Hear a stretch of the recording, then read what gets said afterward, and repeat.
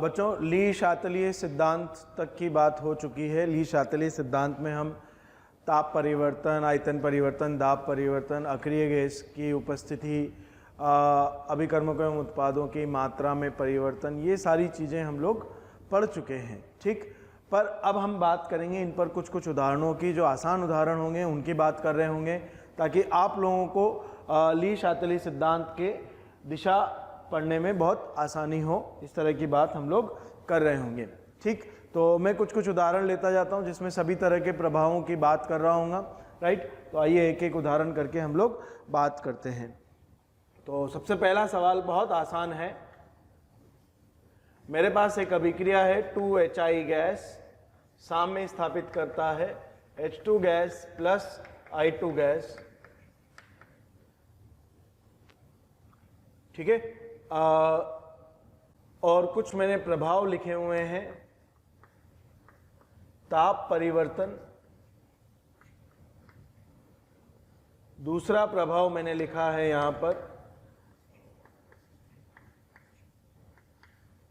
दाब परिवर्तन, कुल दाब परिवर्तन।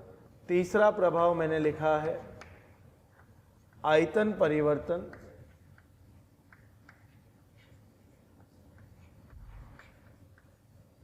चौथा प्रभाव है नियत दाब पर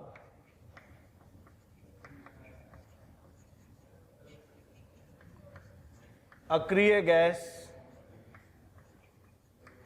की उपस्थिति।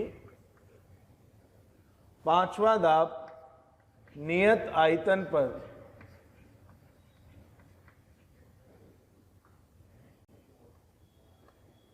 अक्रिय गैस की उपस्थिति। छठा प्रभाव है HI गैस के मोल में परिवर्तन।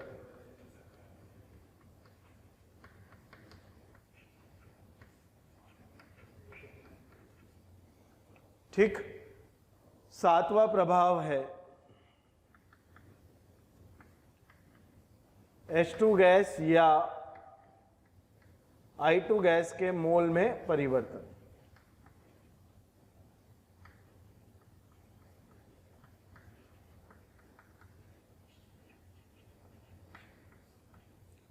सवाल क्या है ये भी लिखें हम लोग।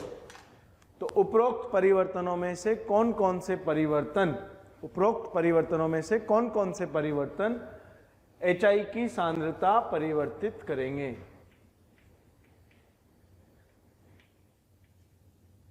उपरोक्त परिवर्तनों में से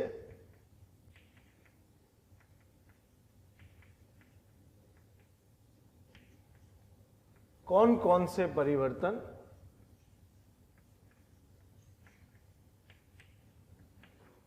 HI की सांद्रता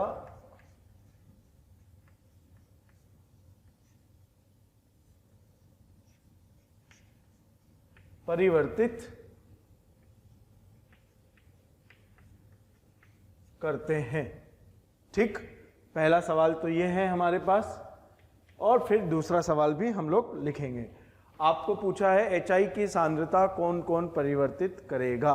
राइट, ये आपको पूछा है, ये परिवर्तन है।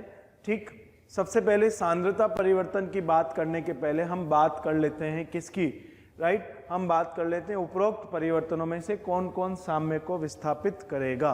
राइट, तो डेल्टा H इसका पॉजिटिव है, इसका मतलब ताप परिवर्तन तो साम्य विस्थापित करेगा, यानी साम्य को प्रभावित करेगा। तो साम्य को प्रभावित करने वालों पर मैं लगा रहा हूं राइट। दाब परिवर्तन, दाब मैंने बदल दिया, कुल साम्य मिश्रण का कुल दाब मैंने या तो बढ़ा दिया होगा या घटा दिया होगा। आपको ये बताना है क्या साम्य विस्थापित होगा, यानी साम्य अवस्था क्या प्रभावित होगी तो विस्थापन भी होगा। तो हम कह रहे हैं क्योंकि डेल्टा NG 0 है, इसलिए दाब परिवर्तन से साम्य अवस्था में कोई प्रभाव नहीं पड़ा होगा, यानी साम्य अवस्था प्रभावित नहीं होगी, अर्थात विस्थापित भी नहीं होगी। सिमिलर कहानी आयतन परिवर्तन की हो जाएगी। आयतन परिवर्तन पर भी साम्य अवस्था किसी तरह से प्रभावित नहीं होगी क्योंकि डेल्टा NG 0 है। नियत दाब पर अक्रिय गैस, की उपस्थिति। नियत दाब पर हमने देखा कि जब भी हम अक्रिय गैस मिलाते हैं हमें अच्छे से पता है कि वो अक्रिय गैस मिलाने पर पात्र का आयतन बढ़ जाता है। पात्र का आयतन बढ़ने के कारण आयतन बढ़ाने के समान हमें प्रभाव मिलते हैं, लेकिन हमें पता है आयतन परिवर्तन का तो साम्यावस्था पर कोई प्रभाव है ही नहीं, अर्थात इसका कोई प्रभाव नहीं पड़ेगा। नियत आयतन पर आप जानते हैं किसी भी परिस्थितियों कभी भी साम्यावस्था प्रभावित नहीं होती है। HI के मूल बदलेंगे, बढ़ाएंगे या घटाएंगे तो साम्यावस्था प्रभावित होती है, अच्छे से पता है हमें। और H2 और I2 के बदलेंगे तो भी प्रभावित होगी, क्योंकि ये सब गैसेज है और हमें पता है गैस के मोल कम ज़्यादा यानी मात्रा कम ज़्यादा करने पर साम्यावस्था प्रभावित होती है। सबसे प्रभाव तो पड़ रहा है, पर आप देखिए कौन कौन HI की सांद्रता परिवर्तित करेंगे। तो सबसे पहला जवाब है, अगर साम्यावस्था स्थापित हो रही है तो कंफर्म है कि HI की सांद्रता प्रभावित होगी या परिवर्तित होगी। अर्थात मेरे आंसर्स में सबसे पहला जवाब हो गया फर्स्ट, फिर हो गया सिक्स्थ और फिर हो गया सेवंथ। पर हमें यह भी देखना है क्या कोई परिवर्तन ऐसा है जो साम्यावस्था को तो प्रभावित नहीं कर रहा हो परंतु HI की सांद्रता परिवर्तित कर रहा हो। अब उसे देखने के लिए हमें एक उदाहरण करना पड़ेगा। तो आइए एक उदाहरण की बात करते हैं और उससे समझते हैं राइट कि कोई ऐसा प्रभाव है क्या जिसकी वजह से HI की सांद्रता परिवर्तित हो रही हो परंतु साम्य विस्थापित नहीं हो रहा हो। राइट, तो जहां जहां क्रॉस लगा है मैं उन्हें चेक कर लेता हूं। तो मैंने सबसे पहले तो अभिक्रिया लिखी, 2HI गैस से मिल रहा है H2 gas plus I2 gas, ये हमारी अभिक्रिया है। मैंने पुराने या ओल्ड इक्विलिब्रियम या ओरिजिनल इक्विलिब्रियम के कुछ कंसंट्रेशन मान ली कि इसके 2 मोल हैं। मान लीजिए मैंने सबके 2 मोल मान लिए, ठीक। और आयतन मैंने मान लिया पुराने साम्य पर कितना, 2 लीटर। जब मैंने आयतन 2 लीटर माना तो पुराने साम्य पर सबकी सांद्रताएं मुझे कितनी मिल गई, 1 मोलर। अब मैं जरा आयतन परिवर्तित करके देखता हूं। तो मैंने आयतन परिवर्तित किया, क्या किया मैंने, जब आयतन चेंज किया तो मैंने लिखा आयतन बराबर 4 लीटर। मैंने आयतन 2 गुना कर दिया। तो अब मैंने सबकी सांद्रताएं लिखी। जब मैंने सबकी सांद्रताएं लिखी तो 2/4 आधा मोलर, आधा मोलर, आधा मोलर। अच्छा, Kp या Kc लिखेंगे, बराबर होंगे क्योंकि डेल्टा Ng 0 है। राइट, तो क्या हो जाएगा, ये Kp या Kc 1 हो गया। अब यहाँ पर मैं Qc या Qp लिखूंगा तो Qc या Qp बराबर क्या हो गया आपका, तो ये फिर से क्या हो गया, 1 आ रहा है। इसका मतलब ये किसके बराबर है, Kc या Kp के बराबर है, अर्थात साम्य में कोई विस्थापन नहीं होगा। अब जब साम्य में विस्थापन नहीं हुआ, राइट, तो ये आ गया नया साम्य। क्यों नया साम्य, क्योंकि साम्यावस्था प्रभावित नहीं होगी, प्रभावित नहीं होती है, ये हमारी बात आ गई। चलो ठीक है, साम्यावस्था प्रभावित नहीं हो रही है, बहुत अच्छी बात है।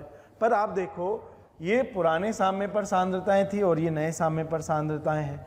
क्या हमारी सांद्रताएं बदल गई, जवाब है हाँ, यस। और आयतन 2 गुना किया तो दाब आधा किया होगा, यानी दाब परिवर्तन पर भी हमारी सांद्रताएं बदल जाएंगी। अर्थात HI की सांद्रता सेकंड में भी बदल रही है और थर्ड में भी बदल रही है, ठीक। और हमें पता है नियत दाब पर जब हम अक्रिय गैस मिलाते हैं तो आयतन घट जाता है, अर्थात चौथे में भी HI की सांद्रता बदलेगी। परंतु 5वें में HI की सांद्रता नहीं बदलेगी, क्योंकि ना तो साम्यावस्था विस्थापित हो रही है या प्रभावित हो रही है और ना ही आयतन परिवर्तित हो रहा है। आयतन भी परिवर्तित नहीं हो रहा, इसलिए नियत आयतन पर अक्रिय गैस की उपस्थिति से ना तो साम्यावस्था प्रभावित हो रही है, ना ही HI की सांद्रता प्रभावित हो रही है। ये तो हो गया पहला सवाल, जिसके जवाब हो गए ये सारे प्रभाव, यानी 7 में से 6 प्रभावों से HI की सांद्रता बदलती है। अब मैं इसी का बी पार्ट लिखता हूं। क्या है बी पार्ट, उपरोक्त में से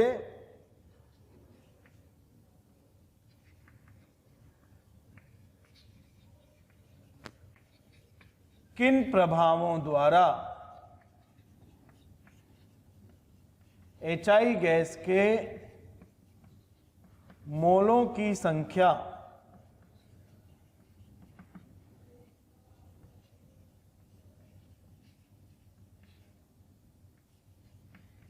परिवर्तित होती है। क्या बोल रहे हैं, किन प्रभावों द्वारा HI गैस के मोलों की संख्या परिवर्तित होती है, ये आपको बताना है, राइट। अब जरा अगर साम्य विस्थापित हो रहा है तो कंफर्म बात है मोल भी बदलेंगे, तो पहला जहाँ जहाँ साम्य विस्थापित हो रहा है वहाँ तो आंसर आ ही गया हमारा। अब हमें देखना है साम्य विस्थापित नहीं हुआ तो क्या यहाँ मोल बदले, मोल तो अभी भी 2 ही हैं, यहाँ भी 2 हैं, यहाँ भी 2 हैं, यानी मोल बदले नहीं, यानी मोल केवल तभी बदलेंगे जब आपका साम्य विस्थापित हो। तो बच्चों ये एक बहुत इंपॉर्टेंट बात है जो हमें याद रखनी है, किसी भी साम्य में या किसी भी साम्यावस्था पर यदि साम्यावस्था प्रभावित होती है परिवर्तन के कारण, किसी परिवर्तन के कारण यदि साम्यावस्था प्रभावित होती है, तब वहाँ पर अभिकर्मकों एवं उत्पादों की मोलों की संख्या सदैव बदलती है, परंतु सांद्रता या आंशिक दाब साम्यावस्था के प्रभावित हुए बगैर भी परिवर्तित हो सकते हैं, राइट। तो नोट डालकर हम क्या लिखेंगे, जब किसी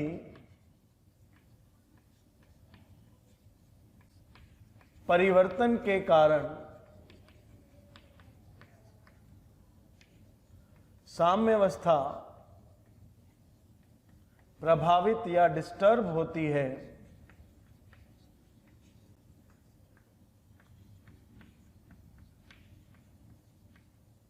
तब अभिक्रिया प्रजातियों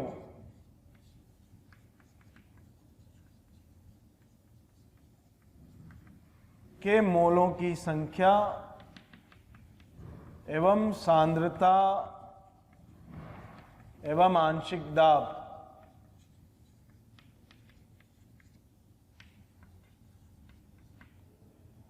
इसे लिखिए गैसीय अभिक्रिया प्रजातियों, गैसीय अभिक्रिया प्रजातियों के मोलों की संख्या, सांद्रता एवं आंशिक दाब सभी परिवर्तित हो जाते हैं।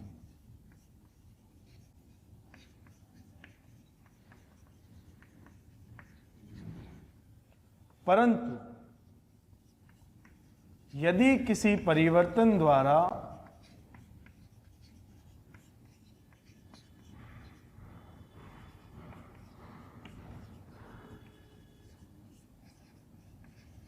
साम्यावस्था प्रभावित नहीं होती हो,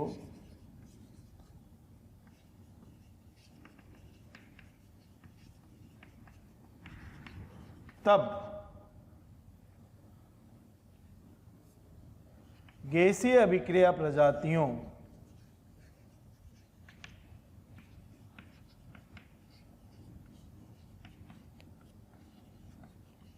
के केवल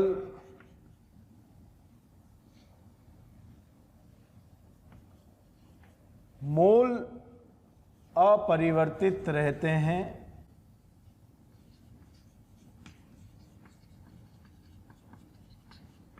जबकि सांद्रता एवं आंशिक दाब बदल सकते हैं, राइट। जबकि सांद्रता एवं आंशिक दाब बदल सकते हैं। अच्छा, बदल जाते हैं नहीं बोल रहा हूं, क्या बोल रहा हूं, बदल सकते हैं, अर्थात यहां भी कैसे कि हो सकता है सांद्रता और आंशिक दाब भी कांस्टेंट रह जाए, जैसे 5वें प्रभाव में हुआ, राइट। तो मोल तो कभी भी नहीं बदलेंगे, यानी मोल सदैव अपरिवर्तित रहते हैं, ऐसे लिख देना चाहिए, मोल सदैव अपरिवर्तित रहते हैं, परंतु सांद्रता एवं आंशिक दाब कभी कभी बदल जाते हैं। सांद्रता एवं आंशिक दाब कुछ परिवर्तनों में बदल जाते हैं, राइट। इस तरह की बात हमारे पास है। और अच्छे से याद रखना है, तो जब जब भी वॉल्यूम चेंज होगा आप मानकर चलिए कंसंट्रेशन और पार्शियल प्रेशर, सांद्रता एवं आंशिक दाब सदैव बदलेंगे, राइट। आयतन बदलने पर साम्यावस्था चाहे प्रभावित हो रही हो या नहीं हो रही हो, परंतु यदि साम्यावस्था प्रभावित हो रही है तो हमेशा मोल भी बदलेंगे और आयतन तो बदल ही रहा होगा, क्योंकि साम्यावस्था प्रभावित हो रही है, तो सांद्रता और आंशिक दाब भी बदलेंगे ही बदलेंगे।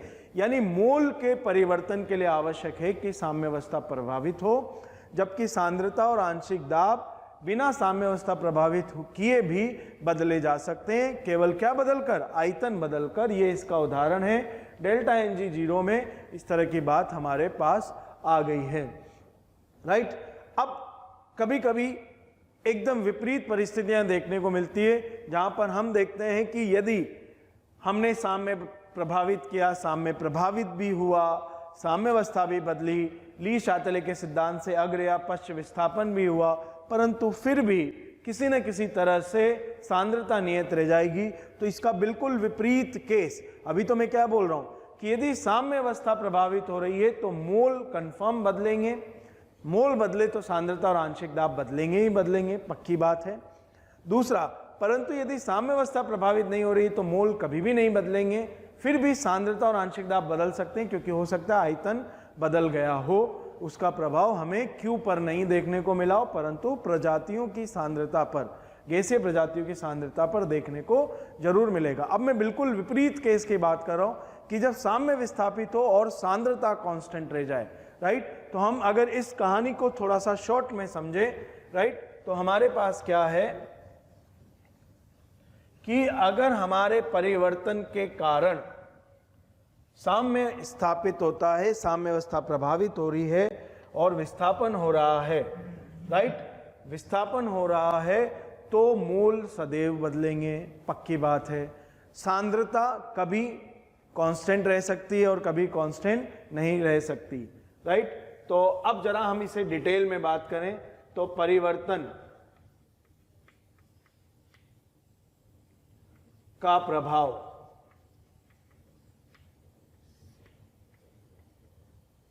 परिवर्तन का साम्यावस्था पर प्रभाव, यस मतलब होता है, तो विस्थापन, अगर परिवर्तन का प्रभाव होता है साम्यावस्था पर तो विस्थापन भी होगा, यस, ठीक। गैसीय प्रजातियों के मोलों की, इनफैक्ट सभी प्रजातियों के मोलों की संख्या बदलती है या बदलेगी,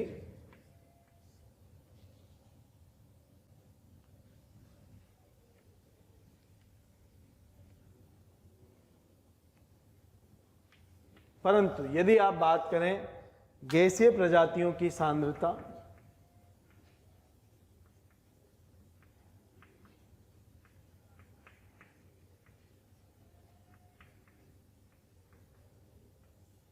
राइट, तो वो बदल भी सकती है और नहीं भी बदल सकती। मोल तो बदलेंगे, तो कब बदलेगी और कब नहीं बदलेगी,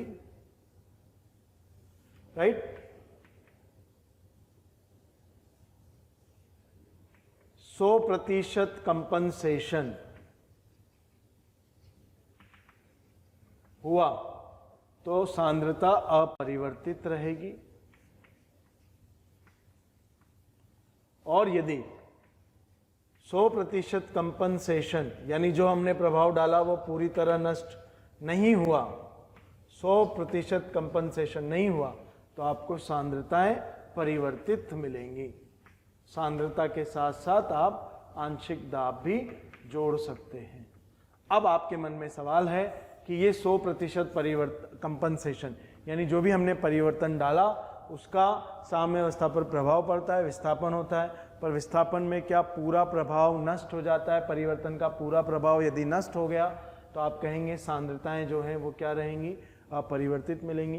परंतु यदि नष्ट नहीं हुआ तो सांद्रताएं भी आपको परिवर्तित मिलेगी, मोल हमेशा बदलेंगे, राइट। किस परिस्थिति में 100% कंपनसेशन पे सांद्रताएं अपरिवर्तित रह जाती है, आए उसके उदाहरण की बात करें, राइट। तो सबसे पहला और सबसे आसान उदाहरण उसका क्या है, आइए इस बारे में बात करते हैं। तो सबसे इजी एग्जाम्पल उसका क्या है जो मैं यहाँ लिख रहा हूँ, वो है, जरा ध्यान से देखना,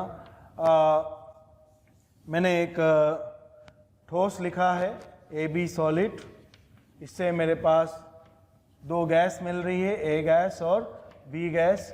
ओरिजिनल साम्य पर इसके 2 मोल थे, इसके 2 मोल थे। जिस पात्र में अभिक्रिया हो रही है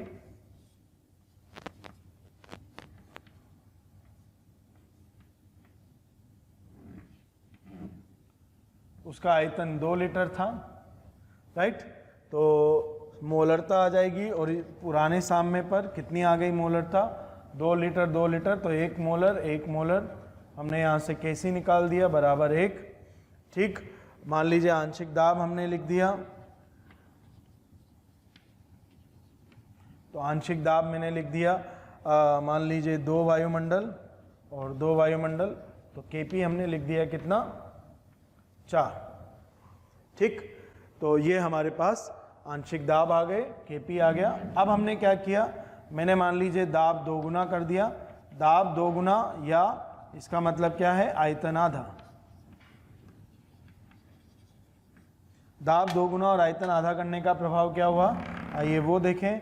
तो हमने ये देखा दाब 2 गुना और आयतन आधा, राइट। दाब बढ़ गया, दाब बढ़ गया तो ये उधर भागेगा बैकवर्ड डायरेक्शन में, या हम यहाँ पर देख लेते जैसे हमने दाब 2 गुना आयतन आधा किया, तो आयतन आधा करते ही ये कॉन्सेंट्रेशन हो गई आपकी 2/2 एक आ रहा था, अब 2/4 ये हो गया आधा, ये भी हो गया आधा। QC लिख दिया हमने, तो जैसे हमने QC लिखा ये आया 1/4, तो लेस देन KC, राइट।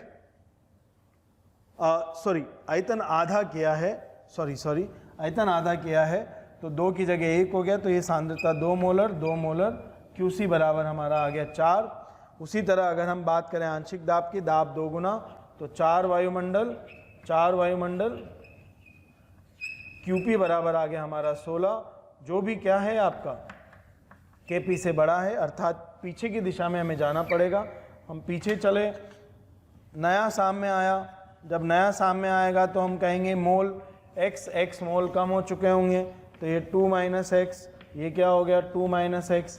अब हमने यहाँ पर लिखा Kc, तो Kc बराबर 2 - x और आयतन कितना हो गया आधा, तो ये हो गया 1 बराबर कितना है Kc 1।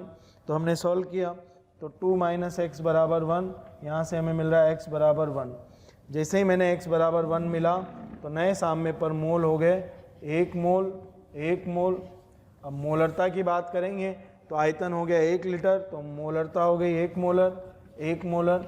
अच्छा, अगर आप चाहें तो दाब में बात कर सकते हैं, मोल आधा हो गया, ठीक, सांद्रता उतनी ही है आयतन, तो दाब यहाँ पर लिख सकते हैं। दाब के लिए चाहो तो फिर से सोल्व कर लो, राइट। तो 4 - x Kp वाला सोल्व करेंगे, तो Kp बराबर 4 - x का स्क्वायर बराबर 4, यहाँ से आ गया 4 - x बराबर 2, तो x बराबर आपके पास आ रहा है कितना 2।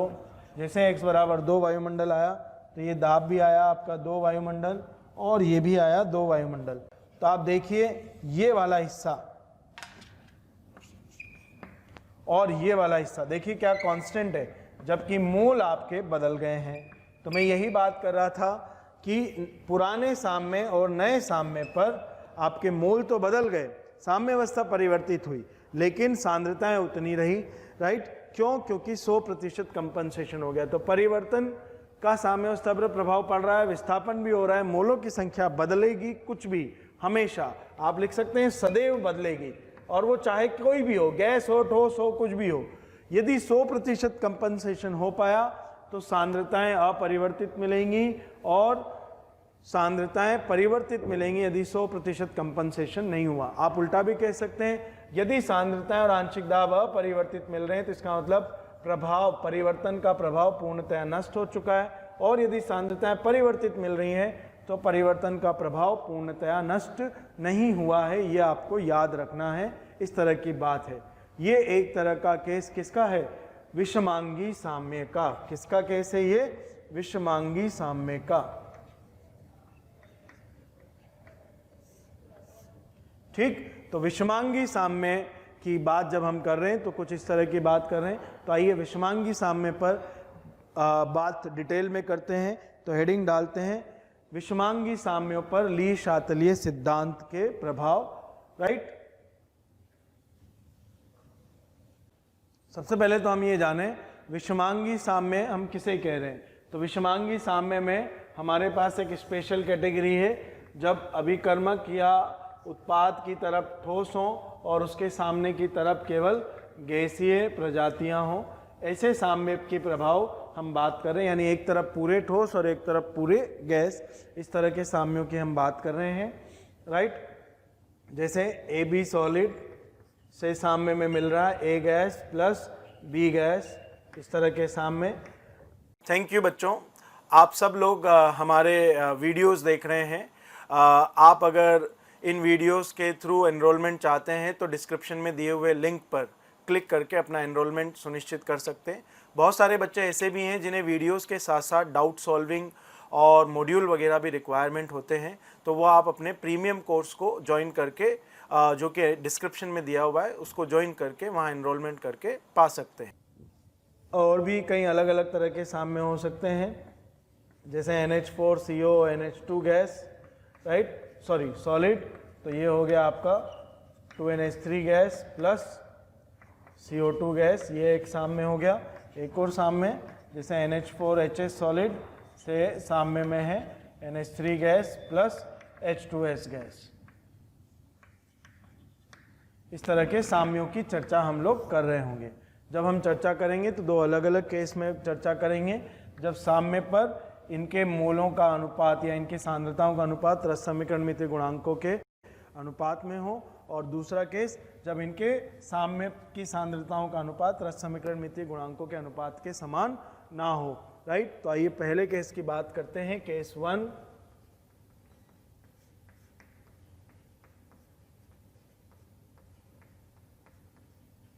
साम्य सांद्रताओं या मोलों का अनुपात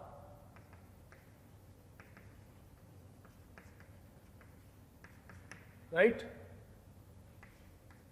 रस समीकरण मितीय गुणांकों के अनुपात में हो। दोनों अनुपात क्या हो आपके सामने, समान हो, तब किसकी, गैसीय प्रजाति।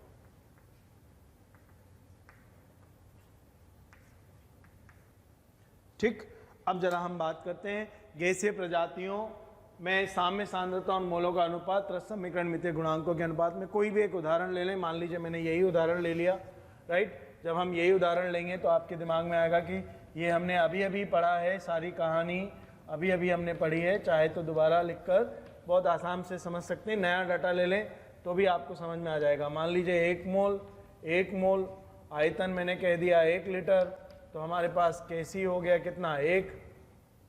आंशिक दाब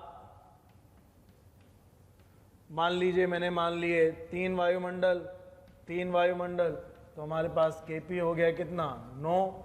मोलरता हम निकाल सकते हैं, क्या हो जाएगी मोलरता, तो मोलरता बराबर हो गई 1/1, 1 मोलर।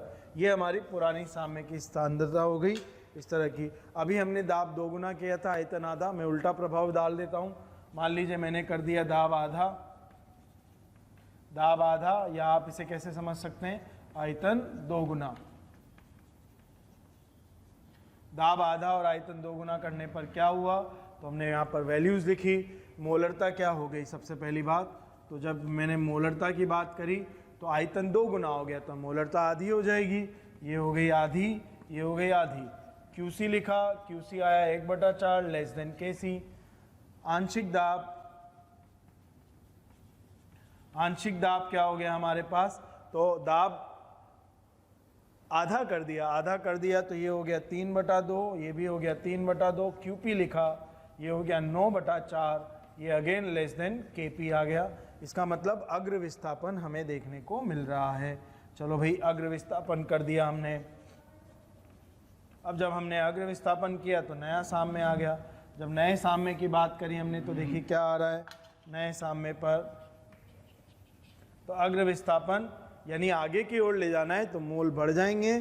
तो मोल अगर इसके A के x मोल बढ़े तो B के भी x मोल बढ़ेंगे। ये तो नए साम्य पर मोल आ गए।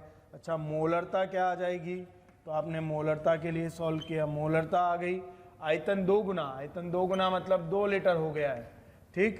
दाब आधा यानी पहले 9 3 3 6 था, अब कितना हो गया, 3 वायुमंडल हो गया, राइट।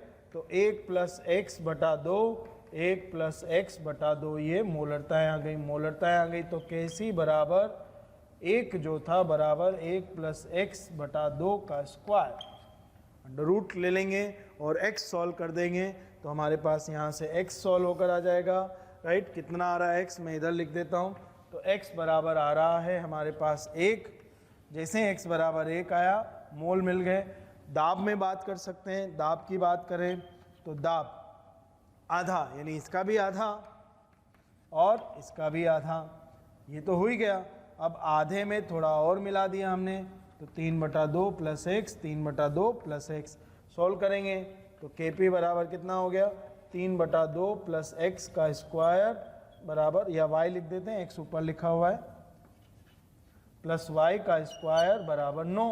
अंडर रूट ले लिया, y का वैल्यू सोल्व कर दिया, y बराबर कितना आ रहा है, 3/2 एटमॉस्फेयर। तो x बराबर इतने मोल, और ये अब मोलरता निकालो, तो A की मोलरता नए साम्य पर कितनी आ रही है, 1 + 1/2 यानी 1 मोलर बराबर A की मोलरता ओल्ड साम्य पर बराबर आ रही है। सिमिलरली B की मोलरता नए साम्य पर 1 + x/2 बराबर 1 मोलर बराबर B की मोलरता पुराने साम्य पर। ठीक, A का आंशिक दाब बराबर कितना, तो A का आंशिक दाब बराबर कितना आया, नए साम्य पर, डैश लगा दिया नए साम्य, तो 3/2 प्लस 3/2, तो ये कितना आ गया, 3/2 प्लस 3/2 बराबर 3 वायुमंडल, जो कि किसके बराबर है, A का आंशिक दाब पुराने साम्य पर। तो आप देखिए आंशिक दाब नहीं बदले, लेकिन मोल बदल गए। पहले 1-1 मोल थे, अब कितने हो गए, 2-2 मोल। तो देखिए विस्थापन हुआ, राइट, सांद्रताएं वही मिल गई, दाब वही मिल गए, यानी 100% कंपनसेशन हो गया, राइट, और हमारे मोल लेकिन परिवर्तित हो गए। इस तरह की बात है। तो जब मोल का अनुपात, पुराने साम्य की सांद्रताएं या मोलों का अनुपात रस समीकरण मितीय गुणांकों के अनुपात में हो, तब हमने देखा कि मोल तो बदलते हैं क्योंकि विस्थापन हो रहा है, मोल तो बदलेंगे ही बदलेंगे, परंतु सांद्रताएं और आंशिक दाब पूरी तरह से वही स्थापित हो जाती हैं जो पहले थीं। अर्थात इस केस में सांद्रताएं और आंशिक दाब अपरिवर्तित रहते हैं, तो हम कह देंगे 100% कंपनसेशन हो गया। अब केस नंबर 2 की बात करें।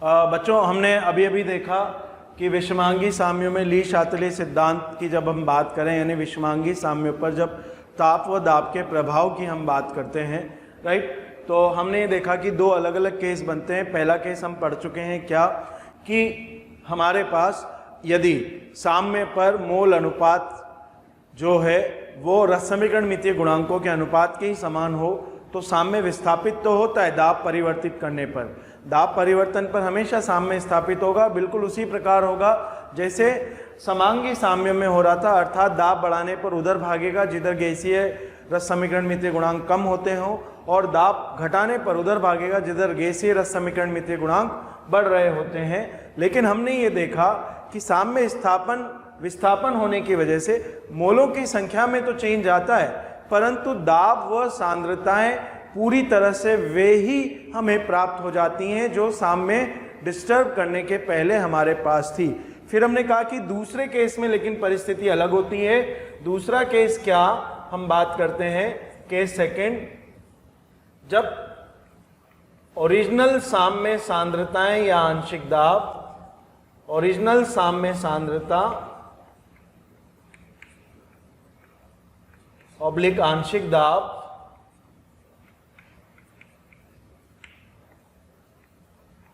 का अनुपात रस समीकरण मितीय गुणांकों के अनुपात के समान ना हो, राइट। तो जब ओरिजिनल साम्य सांद्रता और आंशिक दाब का अनुपात नॉट इक्वल टू रेस्पेक्टिव, या डायरेक्ट लिखो रस समीकरण मितीय गुणांकों का अनुपात,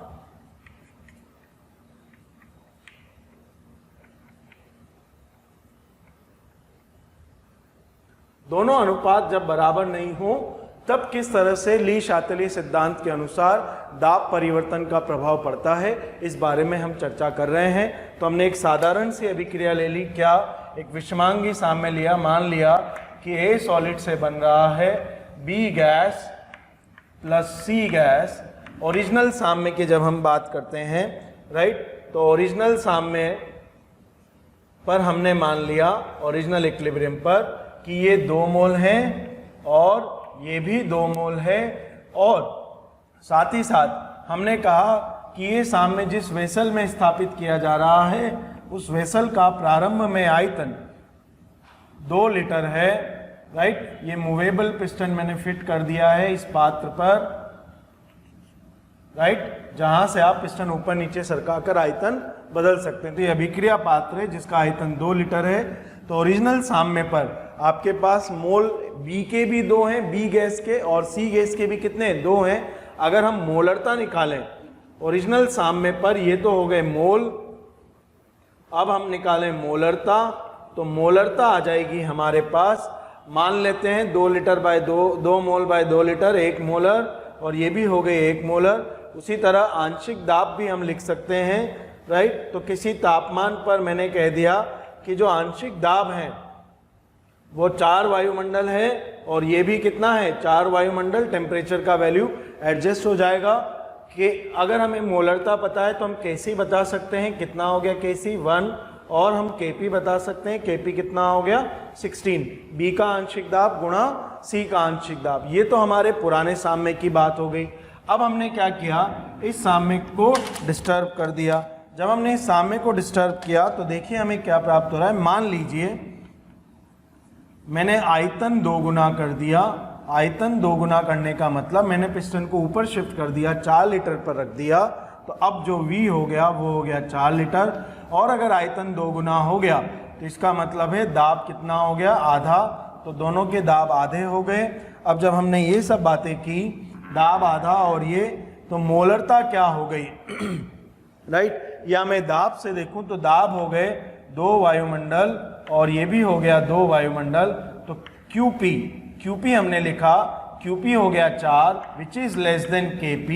KP से कम हो गया, अर्थात अग्र विस्थापन होगा।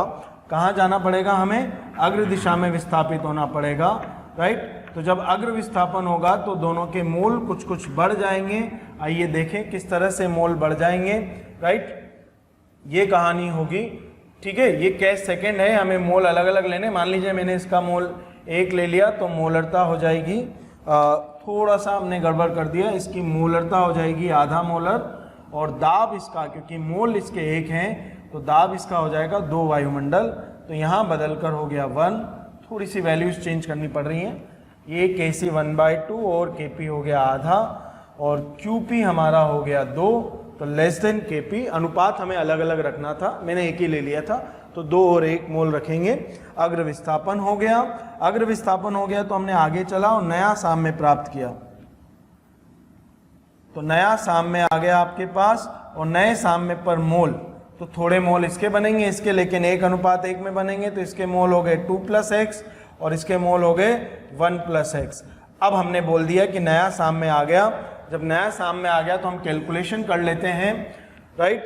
तो आप लिखेंगे KC बराबर B की मोलरता, तो B की मोलरता मोल बटा आयतन, आयतन अब हो गया है 4 लीटर, मल्टीप्लाइड बाय C की मोलरता, C के मोल हो गए 1 + x बटा 4 लीटर बराबर KC। KC कितना है आपके पास, आधा। सॉल्व करेंगे हम, राइट। तो जब हमारे पास इक्वेशन बनी, इसे जब हमने सॉल्व किया होगा तो क्या आ रहा है, 2 + x into 1 + x is equals to 8, और हमने इसे सॉल्व किया, राइट। तो देखिए क्या आ रहा है, जब हमने इसे आगे सॉल्व किया तो एक क्वाड्रेटिक बन गई, 2 + x², राइट। और ये हमारे पास आ जाएगा 3x - 8 is equals to 0, x का वैल्यू आ जाएगा। तो x बराबर -3 प्लस माइनस अंडर रूट के अंदर 9 प्लस 8 और 8 64 डिवाइडेड बाय 4। माइनस वाला x हमें लेना नहीं है। क्यों नहीं लेना है माइनस वाला x? क्योंकि अगर हम माइनस वाला x लेंगे तो x माइनस नहीं हो सकता, दिशा हमने ऑलरेडी निर्धारित कर लिया है। तो केवल x बराबर हमारे पास आया 64 + 9, ये हो गया अंडर रूट का 73 - 3 डिवाइड बाय 4। ये x का अंडर रूट 8 से ज़्यादा आएगा, मैंने 8.6 मान लिया, या 8.4 मान लेते हैं। तो 8.4 से यह आया 5.4 डिवाइडेड बाई 4, राइट। अब 5.4 डिवाइडेड बाई 4 जब आ रहा है तो x बराबर कितना हो गया हमारा, 1.35x हो गया। अब जरा हम, जब x हमें मिल गया तो कैलकुलेट करें मोल। मोल तो ऑब्वियस सी बात है बदल गए, मोलरता बदलें तो B की मोलरता नए साम्य पर, जब हम B की मोलरता नए साम्य पर बात कर रहे हैं, राइट, तो हमारे पास कितनी आ रही है देखें, तो ये आ रही है 2 + 1.35 डिवाइडेड बाई 4, तो ये होगी 3.35 डिवाइडेड बाई 4। 3.35 डिवाइडेड बाई 4 जब हम लिखेंगे तो ये आ जाएगा 0.8, राइट, 325। और C की मोलरता नए साम्य पर जब हम लिखेंगे, नए इक्विलिब्रियम पर, तो ये आ जाएगी 1 + x यानी 2.35 डिवाइडेड बाई 4, ये आ रही है हमारे पास 0.5, राइट, 875। इस तरह से हमारे पास ये मोलरता आ रही है। ठीक, तो अब जरा आप ध्यान से देखिए, पुराने साम्य पर C की मोलरता थी आधा और B की मोलरता थी 1। B की मोलरता तो घट गई, तो हमें संबंध क्या मिला, B at new equilibrium is less than B at old equilibrium या ओरिजिनल इक्विलिब्रियम, जबकि C में क्या मिला, C at new equilibrium is greater than C at old equilibrium. ठीक, इस तरह से हमें एक संबंध मिल रहा है। 0.5 का 0.58 हो गया, 1 का 0.83 हो गया, यानी एक की मोलरता बढ़ गई और एक की मोलरता घट गई। वही कहानी हम दाब में भी लिख सकते हैं, राइट। जब आप दाब में लिखेंगे तो ऐसा ही कुछ संबंध हमें देखने को मिल रहा होगा, राइट। इसका मतलब है कि जो अनुपात समान होने पर जो पूर्णतया कंपनसेशन हो रहा था, 100% कंपनसेशन हो रहा था, यानी मोलरताएं और आंशिक दाब हमें वही प्राप्त हो रहे थे जो पुराने पर थे। मोल तो बदल नहीं है क्योंकि साम्य स्थापित हो रहा है, साम्य विस्थापित हो रहा है। इसका मतलब ये हो गया कि कहीं ना कहीं इस अनुपात को अलग रखने की वजह से हमारी कहानी थोड़ी सी बदल रही है। अब कौन बढ़ा, तो C बढ़ा और B घटा। C बढ़ा और B घटा, याद रखने के लिए देख लेते हैं। इस समय C LR है तो C घटा और B एक्सेस रिएजेंट है तो B बढ़ा। इस तरह की बात हमारे पास हो गई। अब जरा हम एक और विपरीत परिस्थिति लेकर करते हैं। अभी तो हमने दाब आधा किया था, आयतन दोगुना किया था। इसमें एक और बात कर सकते हैं, इसे पलटकर दाब दोगुना और आयतन आधा करके देखते हैं, तब देखते हैं परिस्थिति क्या आएगी। तो इसे याद रखिए, मैं last column as it is रखता हूँ, यहाँ का मिटाकर नया परिस्थिति पर डिस्कस करता हूँ। तो आइए देखें कैसे हमें देखने को मिलेगा।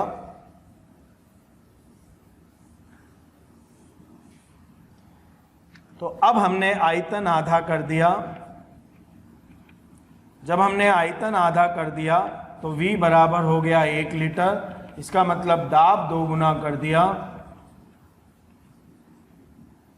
तो जरा मोलरता देखें हम, तो मोलरता कितनी आ गई, मोलरता आ गई आयतन आधा 1 लीटर, तो ये 2 मोलर, 1 लीटर तो ये 1 मोलर। तो QC कितना आ गया हमारे पास, QC आ गया 2, which is greater then KC, right. अब जब आप में ऐसा मिल गया तो ये हो गया पश्च विस्थापन, पश्च विस्थापन हो गया। तो हमारे पास इक्वेशन मिलेगी प्लस की जगह -x, और ये भी क्या हो जाएगा -x, 1:1 में घटेंगे। और जब यहाँ की बात चलेगी तो ये सारी चीज़ें हमारी बदल गई हैं और अब हमारा x अलग तरह से सॉल्व कर आएगा। तो ये आ रहा है 2 - x मोल बटा आयतन 1 लीटर, 1 - x मोल बटा आयतन 1 लीटर बराबर KC। नया साम्य आ गया। अब हमने इसे सॉल्व किया तो आ रहा है 2 + x² - 3x, राइट, बराबर 1/2। और इस तरह से हमने इसे सॉल्व कर लेंगे तो हमारे पास आंसर आ जाएगा। क्या आ रहा है, x² - 3x + 3/2 = 0। x का वैल्यू आ गया हमारे पास, देखिए कितना आ रहा है। तो x बराबर आ रहा है 3 ± अंडर रूट के अंदर 9 - 6 डिवाइडेड बाई 2। तो ये आ रहा है x² बराबर x बराबर हमें मिल रहा है ये अंडर रूट 3, तो 3 ± √3/2। अब जरा ध्यान से देखो, x कभी भी 1 से बड़ा नहीं हो सकता, इसका मतलब हमें माइनस वाला सेलेक्ट करना पड़ेगा। तो x बराबर 3 - √3/2 हमारा फाइनल आंसर हो जाएगा। अब जरा x रखकर देखते हैं यहाँ पर, तो मैं यहाँ पर लिख रहा हूँ ताकि हम कंपेयर कर पाएँ। क्या हुआ, तो B की सांद्रता नए साम्य पर कितनी है, 2 माइनस एक्स। अब जब हमने 2 माइनस एक्स लिखा तो ये आ गया आपके पास 1 प्लस रूट 3 बाई 2, राइट, और मोल एक ही है, आपने x माइनस कर दिया होगा तो 4 minus 3 plus root 3, 1 plus root 3 2.732 divide by 2, ये कितना आ रहा है 1.366, ये हमारे पास आ रहा है। C की नए साम्य पर सांद्रता देखते हैं, तो C की नए साम्य पर 1 माइनस एक्स, तो जब हम 1 माइनस एक्स कर रहे हैं तो यह आ रहा है हमारे पास रूट 3 माइनस 1 बाई 2, और ये हमारे पास आ गया आपके पास 0.732 बाई 2, इसको अगर लिखेंगे तो 0.366 आ रहा है हमारे पास। अब जरा ध्यान से देखो, C जो है वो घट गया है जबकि B बढ़ गया है। B कितना था, 1 मोलर, राइट, अब कितना हो गया 1.366 मोलर। C कितना था, आधा मोलर, अब कितना हो गया 0.366 मोलर। कहने का मतलब ये है जब हमने दाब बढ़ाया तो LR घट गया, राइट, और जब हमने दाब घटाया तो LR बढ़ गया। जब हमने ये दाब घटाने पर है, ये कब है, दाब कम करने पर, और ये कब मिला हमें, दाब बढ़ाने पर। ठीक, इस तरह की हमारी बात हो गई। तो अब जरा इसे समराइज करें और इसे कंक्लूड करें तो हम ये कह सकते हैं, ध्यान से देखना बच्चों, क्या कि अगर अनुपात समान नहीं है, आप दाब परिवर्तित करोगे तो साम्य विस्थापित होगा, बिल्कुल उसी तरह विस्थापित होगा। दाब बढ़ाया, गैसीय रस समीकरण मितीय गुणांक इधर ज्यादा है, इधर 0 है, यानी पश्च भागना चाहिए था, पश्च भागा, यानी दाब बढ़ाने पर हमेशा उधर भागेगा जिधर गैसीय रस समीकरण मितीय गुणांक घट रहे हो। कम करने पर आगे भागा था, इधर ज्यादा थे, तो दाब कम करने पर हमेशा उधर भागेगा जिधर गैसीय रस समीकरण मितीय गुणांक बढ़ रहे हो। ठीक, पहली चीज। दूसरी चीज, साम्य विस्थापित होगा तो मोल हमेशा बदलेंगे। पहले मोल 2 प्लस एक्स 1 प्लस एक्स हो गए थे, जबकि ओरिजिनल पर 2 और 1 थे, अब हो गए हैं 2 माइनस एक्स और 1 माइनस एक्स, यानी मोल तो बदल रहे हैं। पहले सांद्रताओं में B की सांद्रता घट गई थी और C की बढ़ गई थी, यहां पर ध्यान दीजिए। दूसरा, जब हमने दाब बढ़ाया तो B की सांद्रता बढ़ गई जबकि C की सांद्रता घट गई, राइट। अब जरा हम इसे समराइज करें, जब ये रिएक्ट कर रहे हैं, यानी जब ये खत्म हो रहे हैं, गैसीय स्पीशीज जब खत्म हो रही है, तो आप कहेंगे LR घटेगा और ER बढ़ेगा।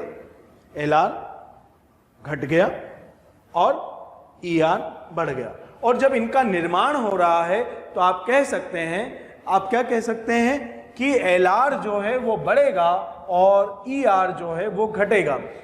आप इसे दूसरे तरीके से भी समझ सकते हैं, दाब घटाने पर हमें पता है गैसीय अणुओं का निर्माण होगा और दाब बढ़ाने पर हमें पता है गैसीय अणुओं में कमी आएगी।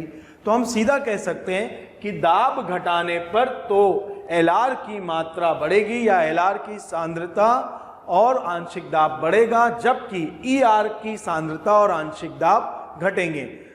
उसके विपरीत दाब बढ़ाने पर LR जो है वो घटेगा और ER बढ़ेगा। इस तरह की बात हम लोग कर सकते हैं, राइट। तो क्या कंक्लूड किया हमने इसमें,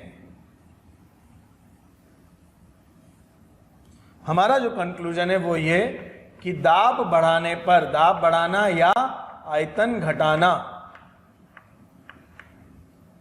ये हमारा प्रभाव है। तो नए साम्य पर क्या होगा, राइट, मोल तो बदलेंगे ही बदलेंगे, सीधी बात है। तो गैसीय प्रजातियों के मोल घटेंगे,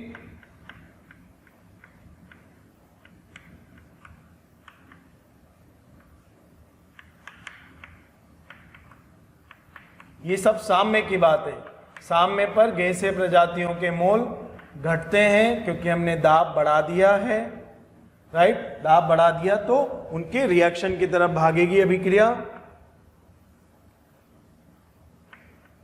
मोलरता, गैसीय प्रजातियों की मोलरता एवं आंशिक दाब,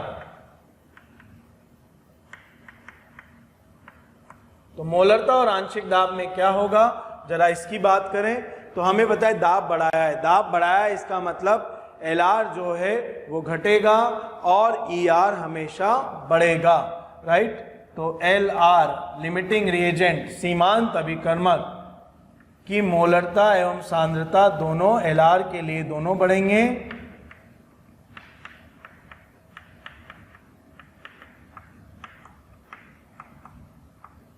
जबकि एक्सेस रिएजेंट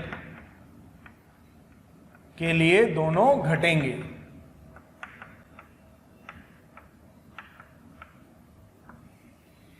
अगर हमने दाब घटाया है और आयतन बढ़ाया है, राइट, तो इसका मतलब गैसीय अणुओं की संख्या हमने कम कर दी होगी तो उनकी संख्या में बढ़ोतरी होगी, तो बढ़ते हैं। और यहाँ पर LR के लिए क्या होंगे, घटेंगे या घटते हैं मोलरता एवं आंशिक दाब, और एक्सेस रिएजेंट आधिक्य अभिकर्मक के लिए दोनों बढ़ते हैं। ये हमने यहाँ पर प्रूफ भी किया। आप चाहेंगे तो टेबल के बाद हम एक इलस्ट्रेशन और करेंगे। दाब घटाया था, ER B हमारे B का मोल ज़्यादा था तो वो घट गया, राइट, और LR जो है हमारा, LR की सांद्रता मैंने शायद थोड़ा सा गड़बड़ लिख दिया है, LR यहाँ पर घटते हैं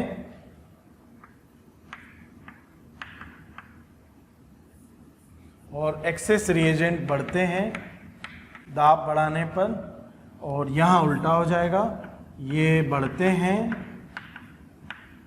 और ये घटते हैं। प्यारे बच्चों, अगर आपको हमारे वीडियोस पसंद आ रहे हैं तो आप इन्हें लाइक करें और शेयर करें। शेयर करने से ये वीडियोस ज़रूरतमंद बच्चों तक पहुंच पाएंगे। और अंत में मैं ये कहना चाहता हूं कि आप अगर इसी तरह से लाइक और शेयर करते रहे, राइट, तो हमारी मोशन की पूरी टीम मोटिवेटेड रहेगी ताकि हम और बेहतर से बेहतर वीडियोस और कंटेंट आप लोगों तक पहुंचा सकें। इस तरह से हमें याद, तो दाब घटाने पर LR तो बढ़ता है क्योंकि निर्माण हो रहा होगा और एक्सेस रिएजेंट घटता है, जबकि दाब बढ़ाने पर CLR था, ये कम हो गया, 0.5 से घट गया। B एक्सेस रिएजेंट था, 1 था, लेकिन ये बढ़ गया, तो एक्सेस बढ़ता है और LR घटता है जब दाब हमने बढ़ा दिया, यानी जब इनका रिएक्शन हो रहा हो, ये घट रहे हो, राइट, तो LR हमारा घट जाएगा और ER हमारा बढ़ जाएगा। इस तरह की बात हमारे पास आ जाएगी। टेबल यहीं रखते हैं, एक और इलस्ट्रेशन करते हैं ताकि हमारी चीज़ें बहुत अच्छे से क्लियर हो, राइट। अब की बार इलस्ट्रेशन मैं केवल दाब में कर रहा हूँ ताकि हमें दो पैरामीटर एक साथ नहीं लेना पड़े, राइट। तो मैंने रिएक्शन लिया, मान लीजिए मैं रियल टाइम अकरिंग रिएक्शन लेता हूँ, NH4HS सॉलिड से मिल रहा है NH3 gas plus H2S gas, original equilibrium पर, ओल्ड इक्विलिब्रियम पर, दोनों, एक का दाब 2 वायुमंडल था और एक का दाब 1 वायुमंडल था, तो Kp हो गया हमारा 2। पहला हमने प्रभाव डाला, दाब 2 गुना कर दिया, ध्यान से देखिए, हम पहले ही आइडेंटिफाई कर लेते हैं, ये LR हो जाएगा हमारा और ये हमारा ER हो जाएगा। अब देखते हैं क्या होता है, दाब 2 गुना कर दिया तो पश्च विस्थापन हो जाएगा। हम ऑलरेडी जानते हैं दाब बढ़ाने पर उधर भागेगा जिधर गैसीय रस समीकरण मितीय गुणांक घट रहे हैं, यानी पश्च दिशा में जाएगा। आगे बात करें तो जब हमने आगे बात करी तो नया सामने आया होगा न्यू इक्विलिब्रियम पर, राइट। अगर इसके x मोल घटे होंगे तो दाब में कमी आएगी P की, और इसके भी x मोल घटेंगे तो दाब में कमी आएगी P की। ये नया इक्विलिब्रियम आ गया। अब सॉल्व कर लेते हैं हम लोग, तो 2 - P इंटू 1 - P बराबर Kp बराबर 2। सॉल्व किया तो 2 + P² - 3P - 2 = 0। ये हमारे पास इक्वेशन आ रहा है, राइट। जब आप इसे सॉल्व करेंगे तो P - 3 = 0, ये हमारी इक्वेशन आ गई, राइट। और अब हम यहाँ पर बात करेंगे तो देखिए जरा कैसे आ रहा है। P का वैल्यू हमारे पास कुछ इस इक्वेशन से हमारे पास हमने, दाब जब हमने 2 गुना कर दिया तो ये वैल्यूज हमारी बढ़ जाएंगी। ये हो जाएगा 4, ये हो जाएगा 2, और 4 - P और 2 - P, ये इक्वेशन हमारा बनेगा।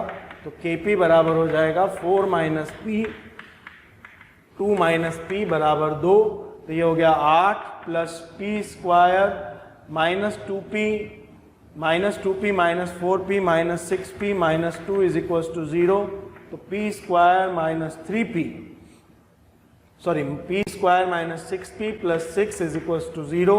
p का वैल्यू लिखेंगे तो 6 plus minus 36 minus 24 divided by 2, तो p बराबर आ रहा है हमारे पास 36 माइनस 24 12, राइट। 12 को लिख सकते हो 2√3, राइट। तो ये √3 बचा है यहाँ पर, तो 3 प्लस माइनस √3, इसका मतलब आपको कोई एक वैल्यू, p का वैल्यू 2 से कम होना चाहिए, इसलिए p बराबर 3 माइनस √3 हमारा फाइनल वैल्यू होगा। अब जरा कंपेयर करें तो partial pressure of NH3 at new equilibrium कितना आ गया 4 माइनस p, तो 4 माइनस 3 प्लस √3 ये आ रहा है आपका 2.732 और PH2S एट न्यू इक्विलिब्रियम ये आ रहा है आपका 2 माइनस p, तो 2 माइनस p तो ये हो गया √3 माइनस 1 यानी 0.732। अब जरा ध्यान से देखो मेरा H2S तो घट गया है, राइट, और NH3 बढ़ गया है। H2S घट गया है यानी LR घटा है और ER बढ़ा है, LR घटा है ER बढ़ा है।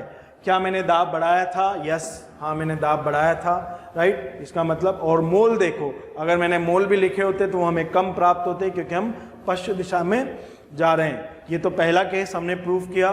दूसरा, अब दाब आधा करके भी हम प्रूव कर सकते हैं, कैसे, राइट। तो एक और इसी में केस ले लेते हैं अगला, जब हमने दाब आधा किया हो। मान लीजिए मैंने इसी में दाब आधा कर दिया, दाब आधा कर दिया तो कहाँ भागेगा? अग्र विस्थापन, अग्र विस्थापन होगा। देखिए किस तरह से, दाब आधा तो ये 1 और ये 1/2 अग्र विस्थापन, तो 1 प्लस एक्स और 1/2 प्लस एक्स, ये न्यू इक्विलिब्रियम आ गया हमारा। फिर अब कैलकुलेशन हो जाएगी, तो 1 plus x 1/2 plus x is equals to KP बराबर 2, यह आ गया x स्क्वायर प्लस 1/2 प्लस 3x/2 minus 2 is equals to 0। तो x square plus 3x/2 minus 3/2 is equals to 0। x बराबर minus 3/2 plus minus 9/4 minus minus plus 6 divided by 2। x का value solve कर लेंगे तो 24 और 9 यहाँ पर हमें मिल रहा है, तो दैट इज 33/4, 2 आया बाहर, राइट। 3/2 से हमारा 2 बाहर आ रहा है, ये 2 नीचे मिलके 1/4 हो गया। तो 1/4 माइनस 3 प्लस वाला ही वैल्यू लेना है, अंडर रूट के अंदर मिल रहा है under root of 33, under root of 33 5 से थोड़ा ज़्यादा होगा, मैंने 5.6 माना, माइनस 3 तो ये हो गया 2.6, राइट। तो 2.6/4 आप चाहे तो इसकी वैल्यू निकाल सकते हैं, हो जाएगा 0.65, ये x का वैल्यू आया। अब जरा देखते हैं नए साम्य पर क्या आ रहा है। तो ये तो पहले वाले केस की, कब की? जब हमने दाब बढ़ाया था, दाब 2 गुना किया था। अब हमने क्या कर रखा है? दाब आधा। जब हमने दाब आधा किया तो देखिए हमें क्या मिल रहा है? Partial pressure of NH3 at new equilibrium कितना मिला? 0.65। तो ये न्यू इक्विलिब्रियम पर दाब है हमारे, तो ये हो गया 1.65 और partial pressure of H2S at new equilibrium देखो कितना आ रहा है? आधा प्लस, तो ये हो गया 0.5 और 0.65, तो 1.15 ये हमें मिल रहा है। अब जरा ध्यान से देखें, हमने दाब आधा किया, सॉरी दाब कम किया, आधा किया, कम किया, तो LR बढ़ना चाहिए और ER घटना चाहिए, यानी H2S बढ़ जाना चाहिए और ER घट जाना चाहिए। देखो हाँ, ये हमारा घट गया है PNH3 ओरिजिनल से और ये हमारा बढ़ गया है PH2S ओल्ड से। तो आप देखिए LR बढ़ गया और ER घट गया, तो ये हमें याद रखना है। दाब बढ़ाने पर क्या होगा? LR घटेगा और ER बढ़ेगा। दाब घटाने पर क्या होगा? LR बढ़ेगा और ER बढ़ेगा, LR बढ़ेगा और ER घटेगा, ये हमें याद रखना है। तो जब अनुपात समान नहीं हो तो कुछ इस तरह की बात होगी। अनुपात समान हो तो हमने देखा था मोलरता और आंशिक दाब में कोई प्रभाव नहीं पड़ता, मोल पर यही प्रभाव पड़ेगा जो पहले पड़ा हुआ था, राइट। इस तरह की बात हम लोग विषमांगी साम्यों के लिए कर सकते हैं। विषमांगी साम्यों पर सवाल भी आते हैं तो उनको आप अलग तरह से कर सकते हैं, उसकी बात भी हम लोग करेंगे। दाब के प्रभाव के बाद, दाब और आयतन परिवर्तन के प्रभाव के बाद बात कर सकते हैं ताप की, लेकिन अलग से बात करने की ज़रूरत नहीं है। क्यों नहीं है? सिंपल सा कारण है, तापमान का प्रभाव चाहे विषमांगी हो, चाहे समांगी हो, चाहे भौतिक साम्य हो, सब पर एक जैसा होता है। ऊष्माशोषी होगा तो ताप बढ़ाने पर आगे भागेगा, ऊष्माक्षेपी होगा तो ताप बढ़ाने पर पीछे भागेगा। यानी ताप का प्रभाव हमेशा हमें इसी से निर्धारण करना है, delta H, delta T, delta के इक्विलिब्रियम। यदि डेल्टा के इक्विलिब्रियम पॉजिटिव है यानी के इक्विलिब्रियम बढ़ता है तो अग्र, और डेल्टा के इक्विलिब्रियम नेगेटिव यानी के इक्विलिब्रियम घट रहा है तो पश्च विस्थापन होगा। यह हमें याद रखना है। साम्य चाहे भौतिक हो, चाहे विषमांगी हो, चाहे समांगी हो, राइट। इस तरह की बात हम लोग कर सकते हैं। बच्चों बात करते हैं विषमांगी साम्य की। जब हम विषमांगी साम्य की बात कर रहे हैं, राइट, तो हमें पता होना चाहिए कि साम्य जो इस प्रकार के हैं उनकी चर्चा हम लोग कर रहे हैं, जहाँ पर एक तरफ केवल गैसीय अभिक्रिया प्रजाति और एक तरफ ठोस अभिक्रिया प्रजाति हो, इनकी बात हमें करनी है विषमांगी साम्यों में। अब इन्हें डील कैसे करते हैं? जैसे मान लीजिए मुझसे कहा गया कि t बराबर 0 पर इसकी कुछ मात्रा या कुछ मोल हमारे पास प्रेजेंट है और इसका Kp हमारे पास 9 एटमॉस्फेयर स्क्वायर है।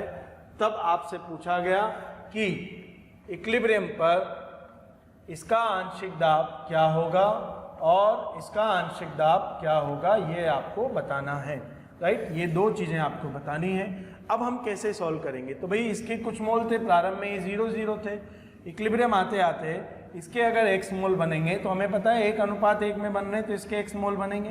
तो NH3 का आंशिक दाब कितना होगा? हमने लिख दिया x into R into T nRT upon volume. H2S का आंशिक दाब कितना होगा? ये हमने लिख दिया XRT अपॉन वॉल्यूम। क्या दोनों का आंशिक दाब बराबर आ रहा है? इसका मतलब हमारे पास दोनों का आंशिक दाब P होगा, इसका आंशिक दाब भी P होगा। और जब हमें दोनों का आंशिक दाब पता है तो हम Kp बराबर लिख सकते हैं NH3 का आंशिक दाब इंटू H2S का आंशिक दाब बराबर 9, और हमें पता है कि P स्क्वायर बराबर 9 अगर है तो P बराबर 3 वायुमंडल हो जाएगा। इसका मतलब साम्य पर कुल दाब जो हमसे हो सकता है पूछा जाए वो कितना हो जाएगा? 6 वायुमंडल। कैसे? NH3 का दाब प्लस H2S का दाब, दोनों का दाब PP तो बराबर 6।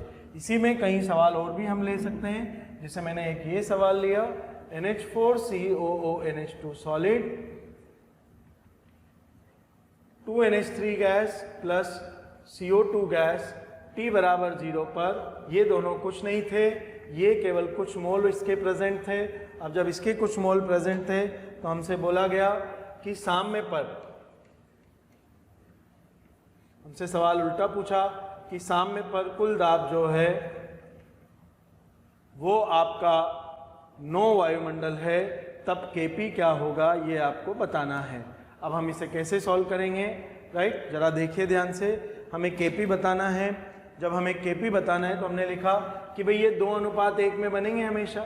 अगर ये 2:1 में बनेंगे तो इसके 2x मोल बनेंगे तो इसके x, अगर इस तरह से बनेंगे तो NH3 का दाब यदि 2p होगा तो CO2 का दाब कितना होगा? P होगा। कुल दाब कितना होगा? तो हम लिखेंगे P टोटल बराबर होगा NH3 का आंशिक दाब प्लस CO2 का आंशिक दाब, और ये बराबर हम लिख देंगे 3p बराबर 9 हमें दिया हुआ है तो P का वैल्यू आ गया 3। जब हमारे पास P का वैल्यू आ गया 3 तो हमें NH3 का आंशिक दाब मिल गया कितना? 2p यानी 6, CO2 का आंशिक दाब मिल गया P यानी 3, और Kp हमें मिल गया NH3 के आंशिक दाब का स्क्वायर इनटू CO2 के आंशिक दाब का गुणा। तो NH3 का आंशिक दाब कितना है? 6 का स्क्वायर 36 इंटू 3, ये हमारा आंसर आ गया 108 एटमॉस्फेयर का क्यूब। ये Kp का वैल्यू हो गया। तो इस तरह से हम इन आंशिक दाबों को सॉल्व कर सकते हैं। जेई में या ट्रिपल ई में कई बार सवाल आए, एक ट्रिपल ई का सवाल हम लोग लेते हैं। आइए देखें किस तरह से। तो ट्रिपल ई का सवाल इसी अभिक्रिया पर आया था जिस पर मैंने अभी उदाहरण लिया। NH4HS है, राइट, एक डब्बे में, तो NH3 गैस साम्य पर और H2S गैस बनाता है।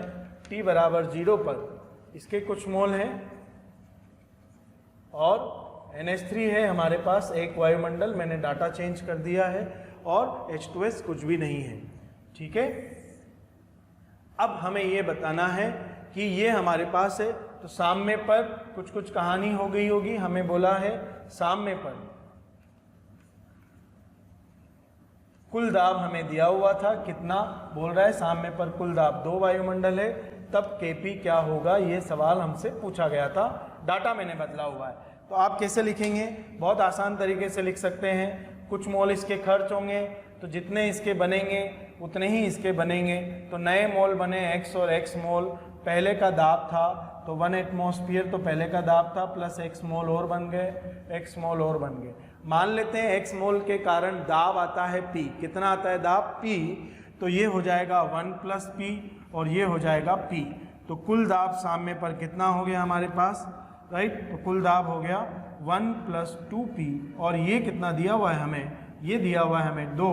अच्छा, ये P कैसे लिखा, तो मान लीजिए R into T upon volume को मैंने P मान लिया, तो मोल और दाब तो जुड़ेंगे नहीं, तो मोल को मैंने बदल लिया आंशिक दाब में, तो x मोल के कारण दाब P, 1 एटमॉस्फेयर पहले से दाब था, तो हमारे पास P का वैल्यू आ गया कितना, आधा। जैसे हमें P का वैल्यू मिला आधा, PNH3 एट इक्विलिब्रियम हमें मिल गया 1 प्लस आधा यानी 3/2, PH2S एट इक्विलिब्रियम हमें मिल गया P के बराबर यानी आधा, Kp हो जाएगा NH3 का आंशिक दाब गुणा H2S का आंशिक दाब, कितना हो जाएगा NH3 का 3/2 इंटू ये, तो Kp हमें मिल गया 3/4। मैंने डाटा इसलिए बदला क्योंकि वहाँ के सवाल में थोड़ी सी कैलकुलेशन तकलीफ दे थी। तो इस तरह की हमारी कहानी है, और भी कई सवाल हैं, एक और आया है, आइए उसकी चर्चा करें।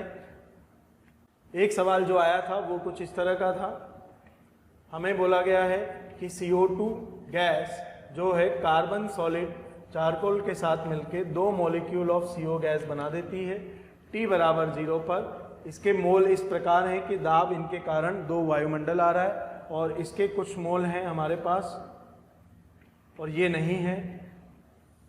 हमसे बोला है साम्य पर कुल दाब बराबर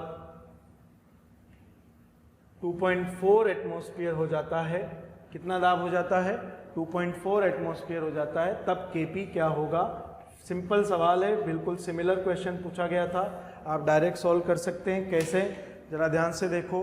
तो जब CO2 के 1 मोल खर्च होता है तो इसके 2 बनते हैं, यानी अगर इसके x मोल खर्च हुए तो इसके कितने बन जाएंगे, 2x मोल बन जाएंगे। ये इक्विलिब्रियम की कहानी, राइट। यानी x मोल के कारण अगर दाब में इसके में P कमी आती है, x अणुओं के कारण दाब P लगता है, तो 2x अणुओं के कारण दाब 2P लगेगा। 2 पहले से था तो ये इक्विलिब्रियम के दाब हो गए, ये CO2 का, ये CO का। लेकिन हमें बोला है 2 माइनस P प्लस 2P बराबर है 2.4, इसका मतलब हमें P बराबर मिल गया कितना, 0.4। जब हमें P बराबर 0.4 मिल गया है, राइट, इसे सॉल्व करने पर, ठीक, तो अब जब हमें P बराबर 0.4 मिल गया तो partial pressure of CO2 1.6, partial pressure of CO 2P यानी 0.8, तो Kp क्या हो जाएगा, Kp हो जाएगा पार्शियल प्रेशर CO का square upon partial pressure of CO2, तो पार्शियल प्रेशर ऑफ CO का स्क्वायर, तो ये हो गया हमारा 0.64 divided by partial pressure of CO2, ये हो गया 1.6, आंसर आ गया 0.4। तो इस तरह से हमने Kp निकाल लिया। उल्टा दिया होता तो भी हम सॉल्व कर सकते थे, मान लो मुझे Kp देता और फिर मुझसे पूछता दोनों के आंशिक दाब कितने होंगे, ये मुझसे वियोजन की कोटि पूछ सकता था, तो भी हम सॉल्व कर सकते थे।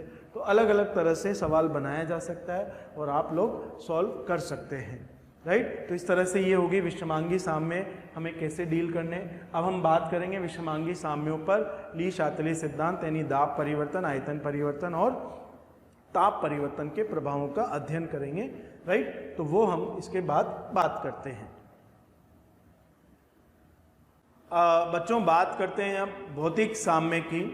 भौतिक साम्य की जब हम लोग बात कर रहे हैं, राइट, फिजिकल इक्विलिब्रिया, तो यहाँ कोई अभिक्रिया नहीं होती, यहाँ पर बस एक पदार्थ की 2 अलग अलग भौतिक अवस्थाओं के बीच साम्य होता है।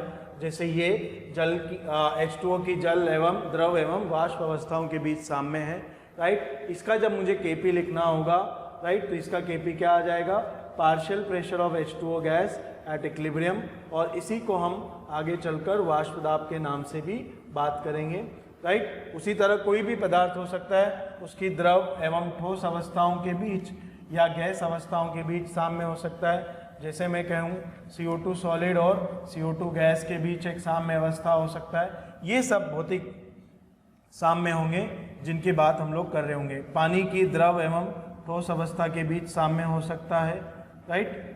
अलग अलग साम्य का अलग अलग नाम है, जैसे ये वाष्पन है, ये भी वाष्पन है, ये ऊर्ध्वपातन है, ये आपका अगर हम यहाँ पर कहें तो शीतलन है, या आप इसे उल्टा कहें तो गलन है, और इधर कहें तो हिमनन है। इस तरह की बात हम लोग कर सकते हैं। हर एक जगह पर आप जब बात कर रहे होंगे तो वाष्पदाब के रूप में इनकी बात कर रहे होंगे।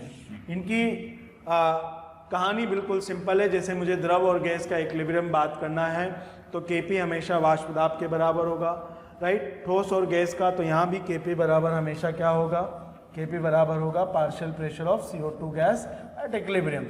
और ये भी आप कह सकते हैं CO2 के ठोस अवस्था का वाष्पदाब होगा।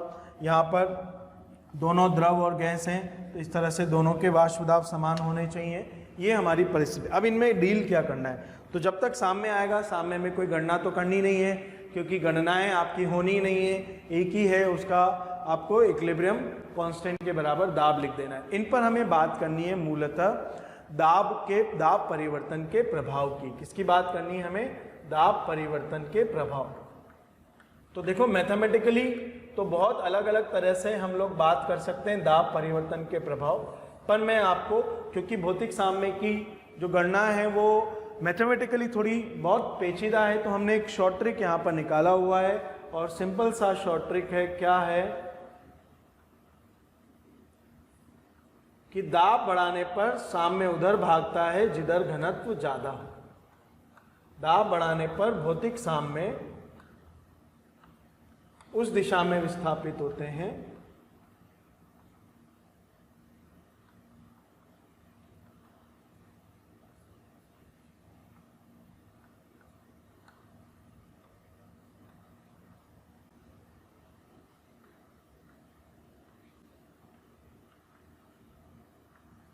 जिस दिशा में घनत्व उच्च हो। कई जैसे दो अलग अलग ठोस अवस्थाओं के बीच भी साम्य हो सकता है, जैसे कार्बन के हीरे और ग्रेफाइट के बीच का साम्य भी क्या कहा जाएगा, भौतिक साम्य। कैल्शियम कार्बोनेट के दो रूप होते हैं, एक एरेगोनाइट और एक होता है कैल्शियम कार्बोनेट का दूसरा क्रिस्टलीय रूप कैल्साइट। तो इन दोनों के बीच का साम्य भी क्या कहा जाएगा, भौतिक साम्य। हीरा और ग्रेफाइट कार्बन के दो अलग अलग रूप हैं, घनत्व अलग अलग है, तो दाब बढ़ाने के प्रभाव की बात होगी यहाँ पर। जैसे मैं सबसे पहले इसकी बात करूँ, H2O द्रव से H2O गैस, राइट। तो अब आपको पता है द्रव का घनत्व हमेशा ज़्यादा होता है, यानी दाब बढ़ाने पर हमेशा क्या होगा, संघनन होगा, यानी ये साम्य किधर भागेगा, पश्चिम दिशा में। लेकिन अगर मेरा साम्य कुछ ऐसा हो, H2O द्रव से H2O ठोस, यानी ये तो हो गया बर्फ और ये हो गया पानी, तो आगे जाने पर पानी जम रहा है, पीछे आने पर बर्फ पिघल रहा है। इस तरह की बात हम कर सकते हैं। इधर संघनन है और इधर हिमनन है और इधर गलन है। आप सब जानते हैं कि पानी का घनत्व द्रव अवस्था में जो है वो अधिक होता है, पानी का घनत्व ठोस अवस्था में, या हम सब जानते हैं बर्फ पानी में तैरती है, अर्थात बर्फ का घनत्व कम होता है। अब जब हम इस साम्य में दाब बढ़ा देंगे तो दाब बढ़ाने पर किधर भागेगा, जिधर घनत्व ज़्यादा है। जिधर घनत्व ज़्यादा है यानी किधर भागेगा, पश्चिम दिशा में। और पश्चिम दिशा का मतलब क्या है, बर्फ पिघलेगी,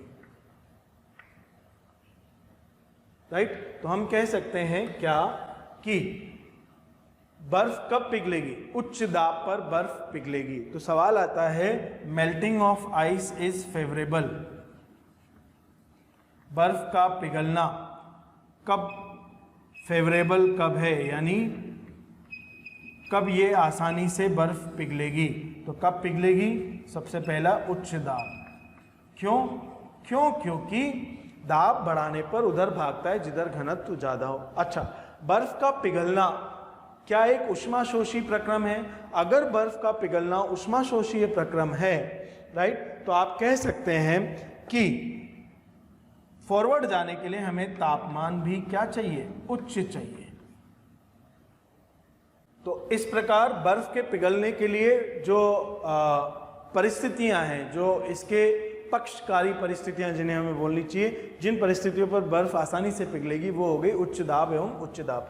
वही कहानी हम हीरे और ग्रेफाइट में बात कर सकते हैं। आपको पता है हीरे का जो घनत्व है वो हमेशा ग्रेफाइट से ज़्यादा ही होगा, राइट। अर्थात ग्रेफाइट से हीरा का जो इक्विलिब्रियम है वो उच्च दाब पर किधर भागेगा, हीरे की तरफ, राइट। तो डायमंड का बनना, फॉर्मेशन ऑफ डायमंड फेवरेबल कब होगा, जब हमारा दाब क्या होगा, उच्च। यानी अगर कोयले पर बहुत अधिक उच्च दाब लगा दिया जाए तो वो किस में बदल जाएगा, हीरे में बदल जाएगा। बाकी डेल्टा एच की बात करें तो ग्रेफाइट का एच 0 होता है और हीरे का एच पॉजिटिव होता है। तो ग्रेफाइट से हीरा बनना यानी इसका डेल्टा एच पॉजिटिव हो गया तो उच्च ताप एवं उच्च दाब भी हीरे के निर्माण में सहायक होगा। हाई टेम्परेचर हाई प्रेशर पर हीरा भी बन रहा होगा। तो भौतिक साम्यों में बच्चों हमने ये शॉर्ट ट्रिक से बात करी। मैंने पूरी मेथड क्यों नहीं बताया, पूरा मेथड आता तो है, उसका एक इक्वेशन बनता है dp/dt बराबर ∂S/T ∂V ये। लेकिन ये सारे पैरामीटर जब तक आपने ऊष्मागतिकी नहीं पढ़ा है तब तक इनको डील करना थोड़ा सा मुश्किल होता है, और हो सकता है आप लोग 11th में पढ़ रहे हो और ऊष्मागतिकी नहीं पढ़ा हो।